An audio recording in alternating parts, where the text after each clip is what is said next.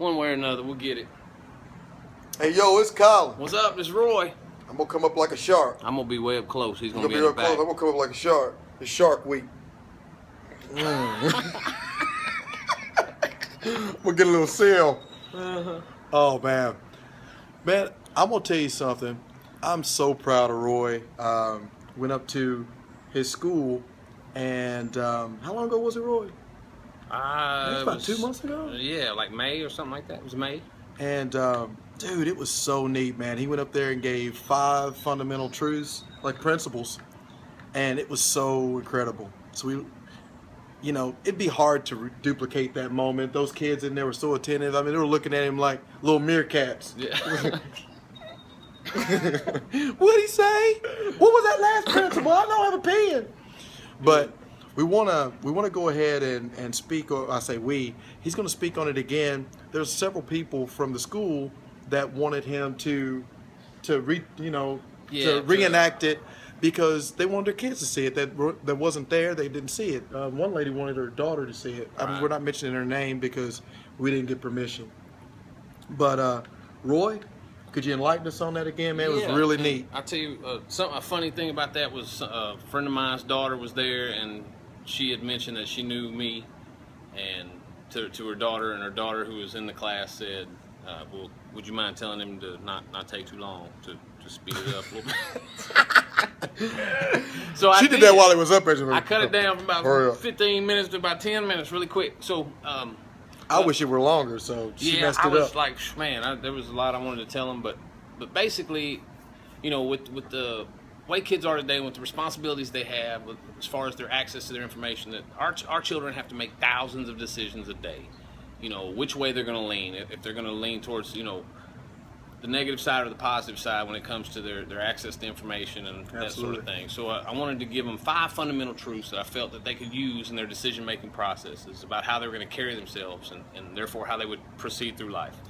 So I'll cut right to the chase with them. The very first fundamental principle that I wanted to stick in their heads, and I want to stick in our heads and everybody else's head out there, is that right now. I want this. I need it. Yeah, this is. I mean, it really seems to ring true to me, so I hope it will to you too.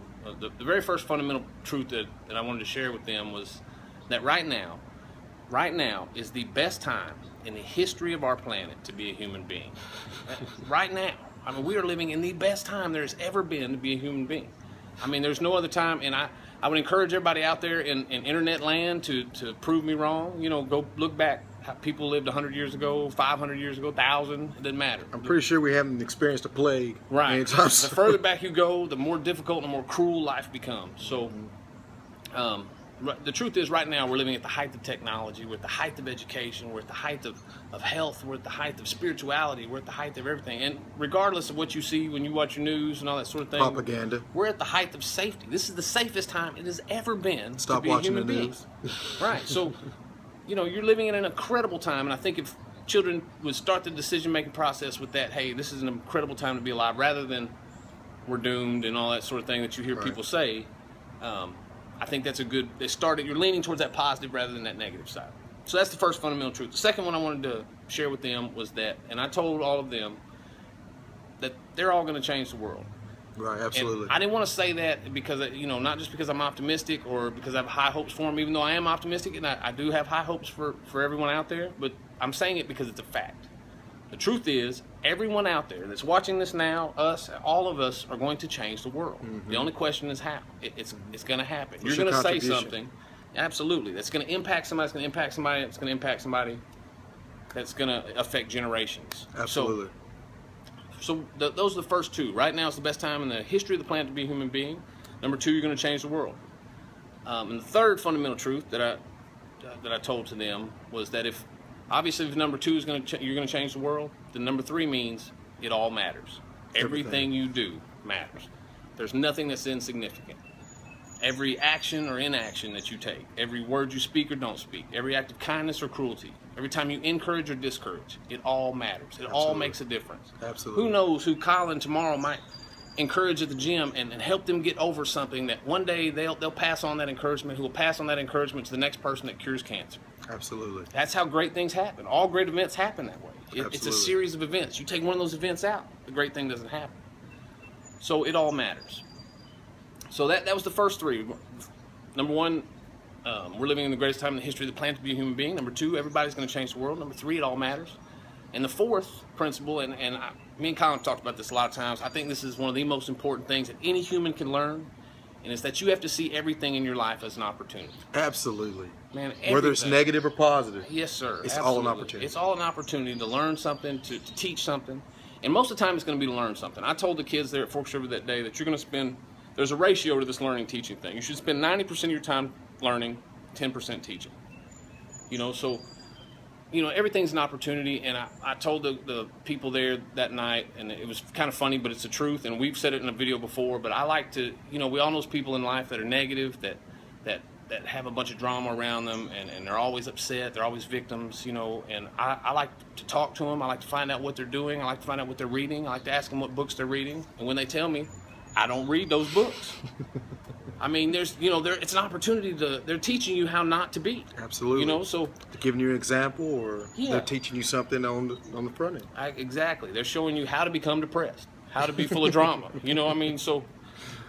I think that's, once you see it as that way, rather as being rejectful, you know, you don't want to reject them. You're actually, it's an opportunity to learn something. So you have to see everything in your life as an opportunity, the good stuff, the bad stuff, all that. So that was the first four. Number one, this is the best time in the history of the planet to be a human being. Number two, you're going to change the world. Everybody.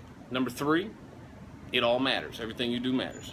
Number four, everything's an opportunity. Everything in your life that happens is an opportunity. And the fifth and final fundamental truth that I told the kids out there was that all these words that I'm speaking now, that me and Colin do in these videos, means absolutely nothing if you don't take action. Absolutely. You have to put, that's right, you got to put action MC squared. You can take all of Colin's nutritional exercise principles, but if you don't get your butt in the gym, if you don't do the right thing in the kitchen, you don't do the right thing in the grocery store, it doesn't matter.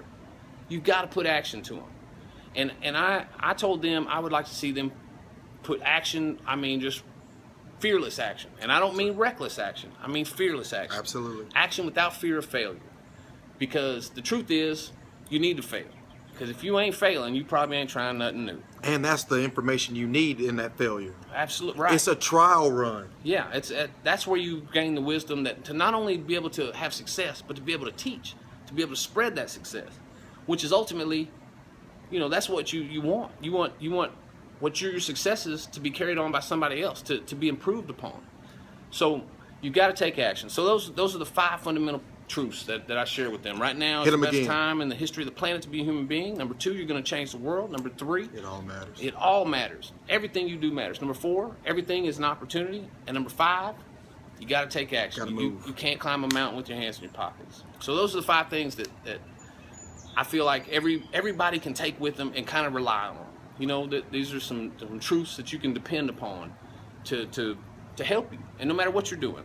And I hate to do this because it's going to make this run a little bit longer, and it'd be great if we can end it right here, but I got to share this. Roy doesn't even know this shit. I'm going to share it with the world and him at the same time. I'm not going to mention the guy's name, but we were at this beautiful event, and this guy, I hadn't seen him in forever. I'm like, oh my God, what's going on? He's really big, you know, he's like 7 foot tall. And I was like, oh my God, what's going on? And then, out of all the positive reminiscing and everything, all of a sudden, he goes, Roy, what is he doing up there doing this? Doing something? He was like, Roy, really? I know. I was like, yes, Roy, really. I was like, dude, everything in life is like what you said. I was like, if you listen to the principles, everything matters. If it wasn't for all those things that you're judging and trying to figure out why he's the one that's up there giving such an amazing seminar, why in the world would you not think that the part where it says everything matters, that was what made that person that's up there doing this speech, that's what made him, all the experiences. Every car that you drive, every TV that you look at, everything that exists as far as some engineer coming in and fixing it or making it, there was trial runs to make sure that the prototype was trial run. You know those dummies that are in cars that they explode into the crash test dummies and everything? Those are trial runs. It's not a mistake. It's just the trial that they had to go through to get the actual car that you're going to be driving around, so that you don't have all these recalls. Yeah, everything So you do adds or subtracts from you. Exactly. So everything that you go through that you judge as being a bad thing, that's your trial run. And you go through your trials without judgment, and make sure that you just keep going through, keep trudging through, taking that information, taking that data. Now when it comes to the point that you get to the point that you can step up and speak to kids and make a difference to where they want you to come back and make a speech. That's right. It's going to matter. It doesn't matter that you had to go through fire of all these things that people are judging, as long as you arrived. That's right. And he arrived. It was awesome. Yeah, we got there, and Miss Anderson, the principal there, I heard later that she said she was nervous because I didn't have any notes. I'm just talking to y'all like we're talking to you now. We don't have notes now. You know what I mean? Yeah, that's right. You know what I mean? She was nervous too. She was up there, oh my. She's like, he ain't got a note one. Oh, no. She looked down and she thought he had some notes. It was the pamphlet for the Right. dare. She was like, that's the oh my God. Oh Lord, what's it going Lord, Lord, Lord. But yeah, man, you know, go through your trial. Don't judge it. Don't judge other people's trials, and watch what emerges. Right. Apply these 5 principles. I dare you. I do too. Good team. Good team.